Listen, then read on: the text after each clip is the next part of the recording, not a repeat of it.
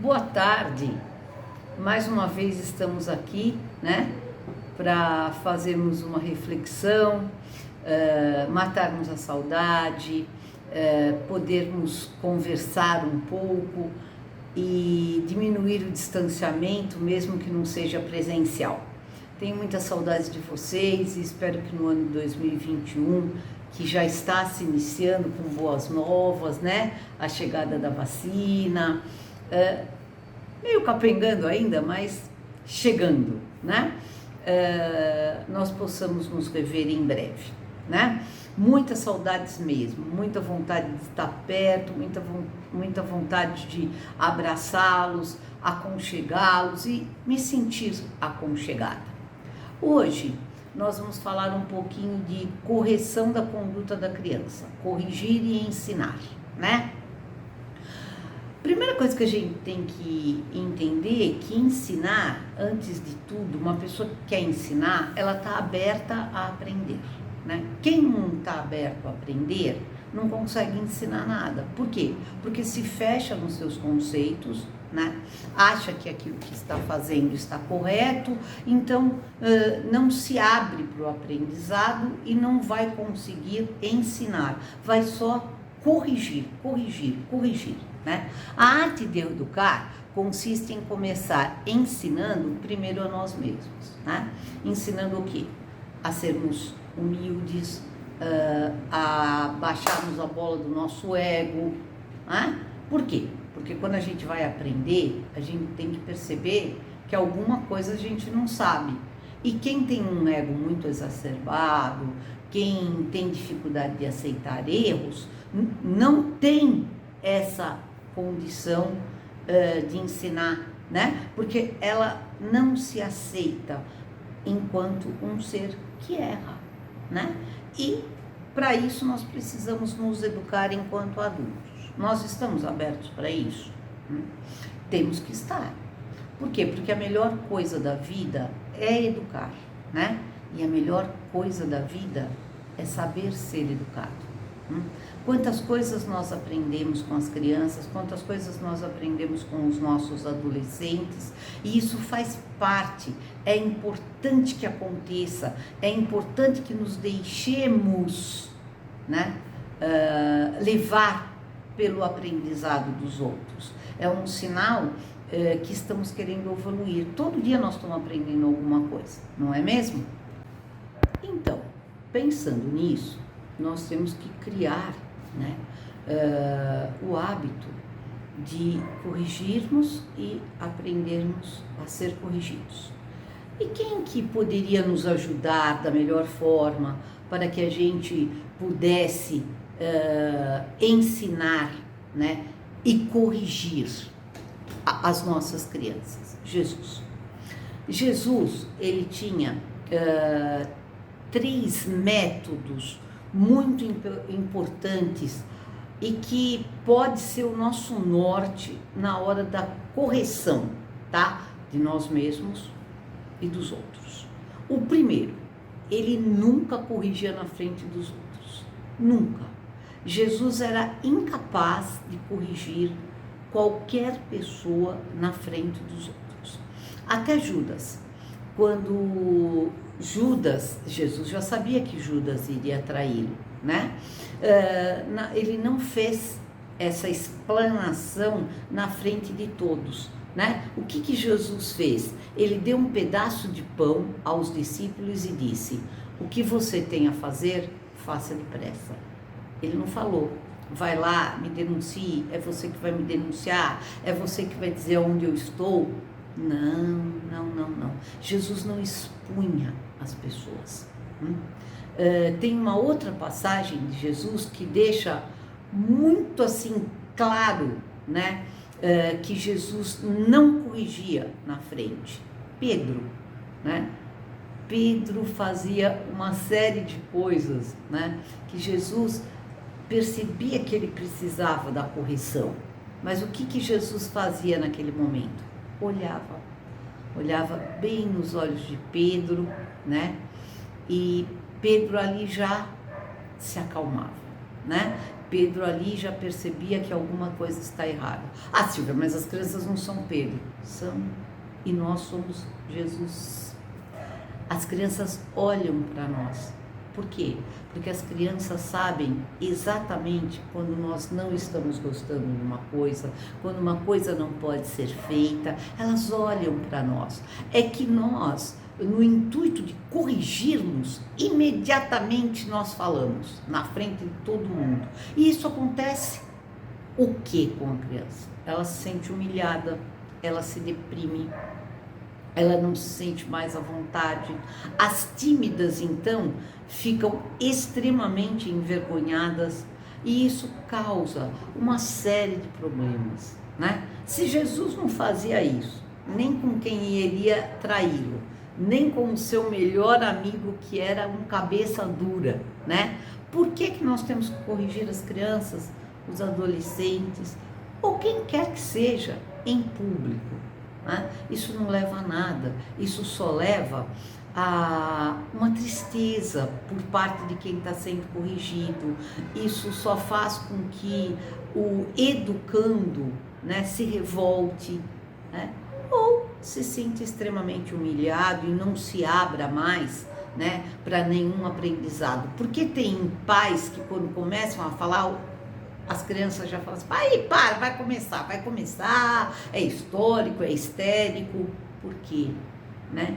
Porque está sempre sendo corrigido em público.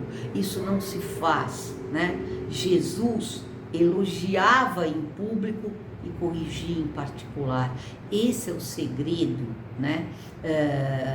Para dar certo aquelas correções que nós fazemos durante o nosso dia a dia com as crianças, né? Vamos pensar, quantas vezes a gente elogia em público e corrige em segredo? Poucas vezes, né? Poucas vezes. Quanto mais nós elogiarmos em público e corrigirmos em segredo, mais fruto teremos das nossas correções. Pode ver, Judas se arrependeu imensamente do que fez a Jesus, né? Tanto é que tomou uma atitude extrema contra ele mesmo.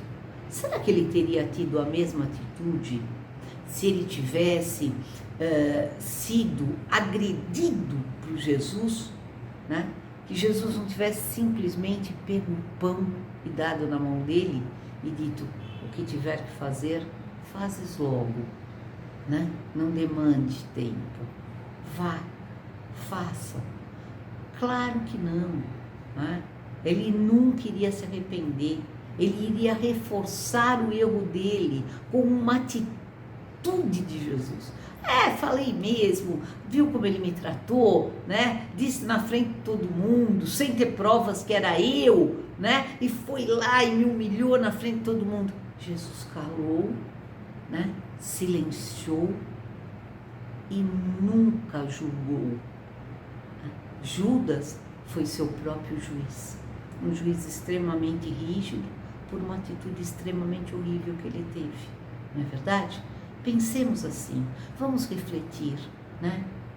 Será que estamos elogiando em público? Outra atitude que Jesus sempre tomava, use palavras corretas, tenha misericórdia na fala, seja firme, mas tenha misericórdia, né? Pode-se observar que Jesus tinha muito isso na fala. Uma vez ele corrigiu a Marta devido às suas preocupações com os afazeres da casa. Aí ele não chamou a Marta na frente de todo mundo ali, das irmãs, tá? Vem cá, Marta, venha cá. Você só se preocupa com os afazeres da casa? O que é isso, né? Eu estou aqui na sua casa, né? Afinal, sou o mestre. Quantas vezes a gente fala assim, né, com as crianças? Eu sou seu pai, sou sua mãe. A criança trava nessa hora, ela já sabe que a gente é pai, já sabe que a gente é mãe, já sabe que a gente é professor, né? O que Jesus fez? Marta, Marta, andas muito inquieta e preocupada com muitas coisas. No entanto, só uma coisa é necessária: a paz que está dentro de ti. Procure, Marta, esta paz. Ele e ela. Olha como ele falou para ela: Marta, Marta, andas muito inquieta, né? Ele teve firmeza. Ele disse para ela que ela era exagerada com os afazeres, mas ele não falou assim, bravo, ele não falou acusando, né? Ele disse que ela estava inquieta, né? E sabe, esse falar com caridade faz com que o outro reflita sobre aquilo que está sendo dito. Não cria aquele ping-pong. Falou, respondeu, falou, respondeu, respondeu, falou. Quando você fala, né, com doçura, com brandura, o outro para te ouvir. Mesmo que você esteja dando uma bronca, mesmo que você esteja falando para ele algo que ele não deveria fazer, às vezes um sim de maneira errada é pior do que um não dito com jeito. Antes de corrigir alguém, né, primeiro escute-o. Jesus fez isso com a Marta, né?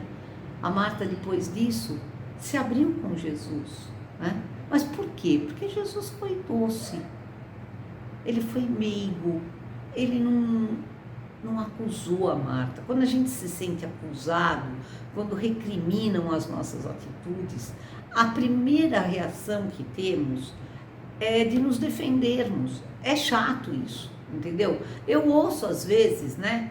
Muitas vezes eu chega, basta, não fale assim. E eu tenho 61 anos, imagina que eu fico quieta. Agora, quando uma outra pessoa chega para mim e fala assim, puxa Silvia, mas você não acha que você anda um pouco agitada demais, né? Nervosa demais? Aí eu escuto e me abro para falar por que eu tô assim, né? Porque eu não me senti humilhada, porque eu não me senti ferida na alma. A palavra, ela é letal, ela fere, ela machuca, muito mais que um tapa, às vezes, sabe? Às vezes você dá um tapa, a pessoa para naquela atitude, não se sente tão machucada quanto uma palavra. Uma palavra é uma lança. Uma vez atirada, não tem mais como segurar, porque a hora que a palavra, né, é dita, a hora que ela sai da sua boca, ela vai direto ao interlocutor e bate com violência, e machuca, e fere, e causa mágoa, né? Dependendo da maneira como foi dita. Durante a correção, o educando deve ser tocado em seu entendimento, né? Aquele que está aprendendo, né? Aqui quando eu falo educando, educador, não é aluno e professor, né? É ser humano trocando com um ser humano, alguém ensinando alguém, né? Então a gente tem que se sentir tocado, né? Mexido, né? E não ferido, né? O ato de reprimir a má conduta, né, pode produzir na criança a não vontade de mudar. E às vezes quando a gente reprime a má conduta, né, a criança se fecha, se revolta e continua tendo uma conduta inadequada. E aí nós chamamos essas crianças de teimosas. Já pensou se Jesus ou o Criador olhasse para nós, quantas vezes eles iriam nos chamar de teimosos? A teimosia, muitas vezes, ela vem do próprio temperamento da criança. Existem crianças que são teimosas, existem crianças que sempre falam não é verdade? Para qualquer coisa.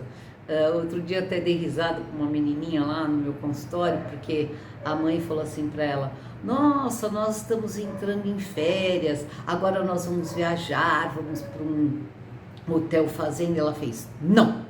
Tudo ela fala não. né? Ela é teimosa, ela é uma pessoa que nega tudo a princípio, ela nem escuta, né? Mas a criança, às vezes, ela se torna assim, teimosa, porque ela não tem o entendimento daquilo que está sendo corrigido, sabe? Então, fica muito difícil. E o que falta, né? Falta o afeto, o empenho sincero do adulto em querer ajudar, né? Por que eu falo empenho sincero? Porque na hora que a gente quer realmente corrigir, para que haja aprendizado, para que haja ensinamento, né? Eu tenho que estar ali por inteiro. Não adianta eu só falar, não vai fazer porque não é para fazer, não faça assim, você agiu errado, né? A gente quer resolver a situação, ou então a gente fala assim, chega, acabou, não quero que faça e pronto, né? Então não existe um empenho, existe um querer resolver o problema, né?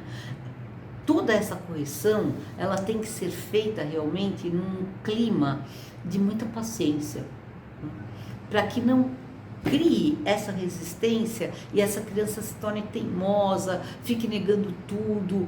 A hora que nós temos a compreensão do que estamos aprendendo e por que estamos aprendendo, não é o não pelo não e o sim pelo sim, né? Nós nos abrimos, né? Nós ficamos prontos para mudar. Mas para isso tem que tirar aquela cortina da frente da criança, né? Tem que tirar aquela cortina da frente do adulto, abrir as janelas do esclarecimento. E não é com força, não é com imposição, não é com agressão, né? Aí volta Jesus. Por que Jesus falava assim, deixe vir a mim as criancinhas? Porque ele sabia que elas gostavam de escutá-lo. Mas por que elas gostavam de escutá-lo?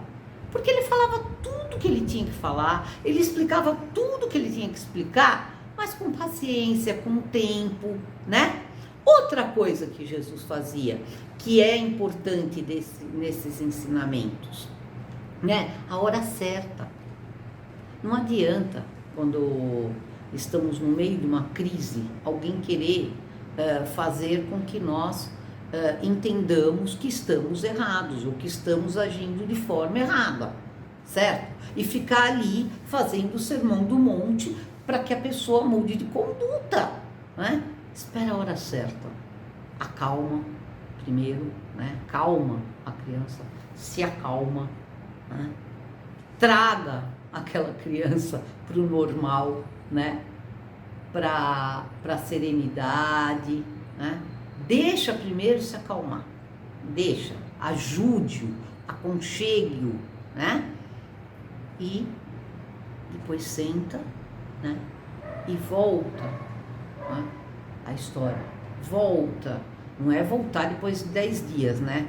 Acalma a criança e deixa ela errar novamente, aí quando ela errou outra vez, aí você pega e fala, lembra aquele dia? Aí ela não lembra. Tá? Mas ninguém pode ser corrigido, né? Na hora que está, digamos assim, fora de si, né? Essa importância do tempo, tá? Do momento certo, é uma grande sacada, porque às vezes eu vejo pais ali falando quando as crianças estão irritadas ou estão injuriadas ou são muito manhosas, e eles perdem tempo, porque eles falam muito, a criança nem escuta. Aí o pai fica irritado, a mãe fica irritada, a criança não ouve, né? Aí a gente chama a criança, né? Faz assim, vem cá, vem, vamos lá, vamos ver outra coisa. Eu sempre dou uma distraída, né? Quando isso acontece lá dentro do consultório, né? Aí a criança calma, eu falo assim, puxa, será que essa daí era a melhor maneira, né? De você falar com a mamãe, de você falar com o seu pai, ou muitas vezes até com um amiguinho que está ali, a criança ouve. E ela ouve porque ela já se acalmou, ela consegue refletir, ela consegue perceber que realmente ela extrapolou. A criança não consegue. Consegue, gente, consegue. A criança tem um poder poder de transformação. A criança tem uma sede de saber e crescer, mas ela precisa se sentir amada para isso. Ela precisa se sentir compreendida, né? Se você começa num bate-boca, num afrontamento, né? Não vai conseguir,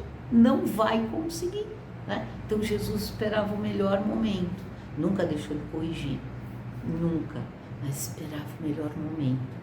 O momento melhor é quando as duas partes, né, estão serenas, estão realmente de coração aberto para que haja a troca de amorosidade, e dentro desta troca de amorosidade é que vem a correção, né? É que vem o verdadeiro ensinar. Quem educa com o coração consegue grandes frutos, né? Quem educa com a dureza, com o escudo, com a raiva, né, do momento, só perde aquele ser lindo que é a criança, que está pronta e aberta nas suas mãos como uma argila mole para ser transformada num lindo objeto. Dessa forma, podemos perceber que num clima amoroso, afetuoso, na certeza que a criança tem que estamos ao lado dela e não contra ela, é possível fazê-la pensar para que surja a vontade de mudar. Fator indispensável, pois é ela mesma quem fala o que vai realmente mudar. Ela não está sendo pressionada. Isso é de extrema importância. A criança perceber que nós estamos do lado dela e que ela tem a vontade de mudar, que não está sendo imposto e que está sendo sempre de uma maneira muito afetuosa, e com isso o aprendizado irá ocorrer, a correção se fará naturalmente. A criança é quem se corrige com os elementos e recursos disponibilizados por nós. O educador poderá ensinar, aconselhar, encaminhar, exigir, mas a verdadeira correção só se inicia no momento em que ocorre a compreensão do erro, a vontade de mudar. E completando o quadro da compreensão, estando com esse quadro completo, com toda essa compreensão adquirida, haverá a verdadeira aprendizagem, haverá a verdadeira transformação. Para isso, né, precisamos estar sempre atentos ao comportamento dos nossos filhos, a maneira como eles agem nesta ou naquela situação, para podermos aconchegá-los, trazê-los para nós, junto de nós, né, e corrigirmos. A escola é só mais um elemento nisso, hein, gente? A escola pode orientar, a escola tem um importante papel, mas os pais é que precisam fazer este trabalho. Os pais é que precisam ter esta compreensão. É dentro do lar, que é a nossa primeira escola, que nós vamos aprender, né, como sermos melhores, como sermos bons dentro da nossa sociedade, como poderemos ajudar o nosso próximo. É tudo do convívio do lar, é observando a atitude dos pais, é vendo a maneira como eles se portam em sociedade, é vendo como eles conduzem a nossa educação dentro de 4 paredes, que nós vamos poder transformar todo esse planeta num planeta melhor. Mas é no lar, não passa isso para a escola. É difícil de cumprir, temos muitas coisas a fazer, temos sim. Os pais trabalham, os pais têm que sair, os pais precisam resolver problemas, tem outros compromissos, mas quando nós temos dentro de casa um ser que depende de nós para poder crescer, aprender e se tornar um bom cidadão, essa é a nossa primeira obrigação. É nisso que nós temos que estar focados, prestando muita atenção. Podemos fazer tudo, mas não podemos perder o foco do lar e nem delegar para a escola, para avós, para professores, para pedagogos, para psicólogos, para quem quer que seja, a nossa obrigação de educar, de tornar aquele irmão que veio para nós, né, que o Criador desenhou para nós, para outros moldarem. Não é por aí, né? Então nós temos que realmente estar bem atentos para que isso aconteça. A nossa preocupação em dialogarmos com a criança, a nossa preocupação em darmos o melhor para a criança, aprendermos enquanto adultos, né, a enérgica doçura de educar. Eu espero que dentro desse momento de reflexão que fizemos, vocês possam ter encontrado algumas respostas para esse corrigir. Porque a criança, ela não é como um papel que escreve com lápis e pode apagar. Não é como um texto que escrevemos e podemos deletar. Tudo que nós colocamos naquela folha em branco que foi dada por Deus para nós, não tem como rabiscar. Se rabisca, fica marca. Né? Deletar, nem pensar. Né? Podia dar um Ctrl+Del ali, deletava tudo que tinha falado e fazia aquele ser renascer de uma outra forma, esquecer o que nós havíamos dito, ou a maneira agressiva ou tempestuosa como falamos com as crianças, dá um Del, acabou, a criança esquece. Não, aquilo fica plasmado, fica colado ali no perispírito dela, na alma, no emocional, e isso vai torná-la melhor ou pior com o seu próximo, com o seu irmão. Por isso que Jesus sempre aconchegou os seus discípulos, porque qual era o grande objetivo de Jesus em passar os seus ensinamentos para os seus discípulos? Era fazer com que eles levassem a sua palavra, com que eles semeassem o que eles haviam aprendido. E ninguém semeia, e ninguém divulga, e ninguém dá likes, né? Se ficou ali algum rancor, alguma mágoa, algum ressentimento.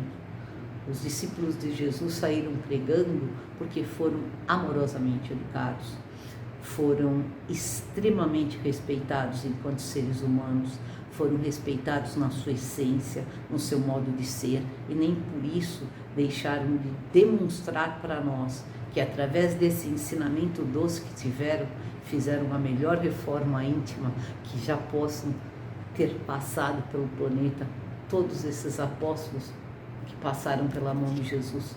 Um bom sábado, um bom fim de semana, e vamos tocar o barquinho, porque temos muita coisa ainda a ensinar e a aprender. Foi um prazer estar com vocês.